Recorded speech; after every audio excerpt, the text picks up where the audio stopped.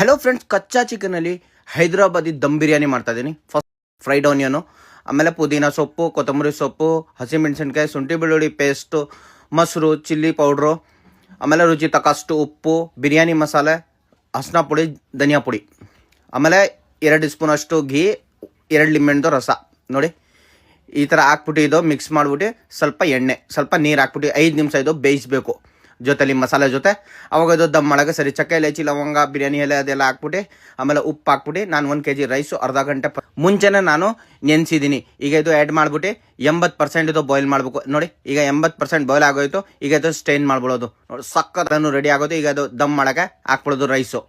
Rice ದಮ್ ಮಾಡೋಕೆ ಹಾಕ್ಬಿಟ್ಟು ಸ್ವಲ್ಪ ನಾನು ಮೇಲೆ ಹಾಕ್ತಾ ಇದ್ದೀನಿ ಕೇಸರಿ ಹಾಲು, ಬರಿಸ್ತಾ, ಫ್ರೈಡ್ ಆನಿಯನು, ಸ್ವಲ್ಪ ಕೊತ್ತಂಬರಿ ಸೊಪ್ಪು, ಪುದೀನ ಸೊಪ್ಪು, ಘೀ ಇಷ್ಟೆಲ್ಲ ಹಾಕ್ಬಿಟ್ಟು ಸ್ವಲ್ಪ ಆಟೋದು ಈ ಥರ ಲಾಕ್ ಮಾಡಿಬಿಟ್ಟು ಇದು ದಮ್ಗೆ ಮಾಡ್ಕೊಳ್ಳೋದು 15 ನಿಮಿಷ. 15 ನಿಮಿಷ ಆದಮೇಲೆ ತೆಗಿತಾ ಇದ್ದೀನಿ. ನೋಡಿ ಸಕ್ಕತ್ತಾಗ ರೆಡಿ ಆಗೋಯ್ತು.